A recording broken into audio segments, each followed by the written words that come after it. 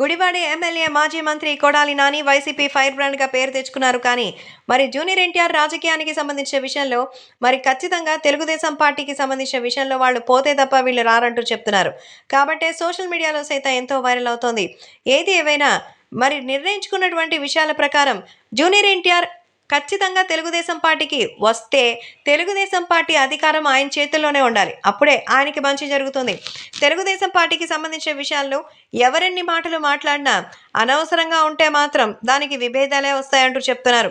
So ఈ నేపథ్యంలో junior ఎన్టీఆర్కి సంబంధించిన విషయం తెలిసి అందరూ ఒక్కసారిగా షాక్ అవుతున్నట్టుగా అయితే తెలుస్తోంది. కాబట్టి సోషల్ మీడియాలో సైతం ఎంతో సెన్సేషనల్గా మారుతోంది. అభిమానులు కూడా వీటికి సంబంధించిన విషయం తెలుసుకుని ఎంతగానో ఆశ్చర్యపోతున్నారు. సో ప్రస్తుతం జూనియర్ ఎన్టీఆర్ తెలుగు రాష్ట్రాల్లో ఎంతో ఫేమస్ అయిపోయిన సంగతి ప్రత్యేకంగా చెప్పాల్సిన అవసరం లేదు. ఎందుకంటే ఆయన గురించి రాష్ట్ర వ్యాప్తంగా అందరూ మాట్లాడుకుంటున్నారు. కానీ యంగ్ టైగర్ ఎన్టీఆర్ వస్తే మాత్రం వేరే లెవెల్లో ఉంటుందని కూడా సమాచారం.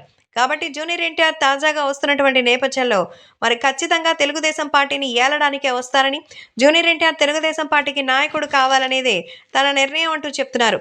అసలు కొడాలి నాని రాజకీయం గురించి మాట్లాడమంటే ఎప్పుడు మరి తెలుగుదేశం పార్టీ అధ్యక్షుడిగా ఉన్న చంద్రబాబు నాయుడిని డైరెక్ట్గా మాట్లాడతారు. సో ఎన్టీఆర్ రాజకీయాలకి రావాలని ఇప్పుడు రాడు. ఎందుకంటే ఆయనకి ఎలాంటి గౌరవం గుర్తింపు లేని చోట ఉండడానికి ఆయనేమి వాళ్ళ కుటుంబ సభ్యుల్లోని పప్పు లాంటి వ్యక్తి కాదు. ప్రపంచమంతా ఆయన్ని చూస్తోంది. కాబట్టి ఎన్టీఆర్కి మరి తెలుగుదేశం పార్టీలో సరైన గుర్తింపు గౌరవం లేకుండా ఉంటే ఆయన ఎందుకు వస్తారు? ఆయన రావాలంటే చంద్రబాబు పోవాలి అంటూ చెప్తున్నారు కొడాలి.